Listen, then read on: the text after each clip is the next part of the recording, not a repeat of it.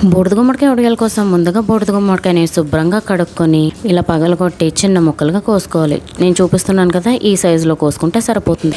ఇప్పుడు దీన్ని ఒక క్లాత్లో గట్టిగా మూటలాగా కట్టి రాత్రంతా ఏదైనా బరువు పెట్టి నీరంతా పోయేలాగా నీరు పాడ్చుకోవాలి. ఇప్పుడు గిన్నె తీసుకుని 3 గ్లాసులు మినపప్పు పోసుకుని రాత్రే నానబెట్టుకోవాలి. ఉదయం లేవగానే దీన్ని ఒకసారి శుభ్రంగా కడుక్కొని మనం గ్రైండర్కి కానీ మిక్సీకి కానీ వేసుకుని గట్టిగా రుబ్బుకోవాలి. ఇది చాలా సాఫ్ట్గా వచ్చేలాగా రుబ్బుకోవాలండి. ఇప్పుడు ఒక మిక్సీ జార్లో ఒక 15 పచ్చిమిరపకాయలు, 3 ఇంచుల అల్లం ముక్క, 2 స్పూన్లు జీలకర్ర, స్పూన్నర ఉప్పు వేసి మిక్సీ పట్టుకుని ఇప్పుడు మిక్సింగ్ బౌల్ తీసుకుని దాంట్లో ఈ గుమ్మడికాయ ముక్కలు, అలాగే మినపప్పు మిక్చర్, ఇంకా ఈ అల్లం పచ్చిమిరపకాయలు మిక్సీ పట్టింది అంతా వేసి బాగా కలపాలి. ఇలా కలిపిన దాన్ని ఒక కాటన్ క్లాత్ మీద నేను చూపిస్తున్న విధంగా వడియాలుగా పట్టాలి. ఇవి 2 రోజులు ఎండబెట్టుకోవాలి. ఎండిన తర్వాత ఇలా ఒలుచుకొని మనం వీటిని వేయించుకోవడం కోసం ముందుగా మూకుట్లో ఆయిల్ వేసుకుని ఇలా వేయించుకుని తీసుకుంటే మన వడియాలు రెడీ. చూసారా, ఎంతో ఈజీగా ఇంట్లోనే బూడిద గుమ్మడికాయ వడియాలు రెడీ అయిపోయింది.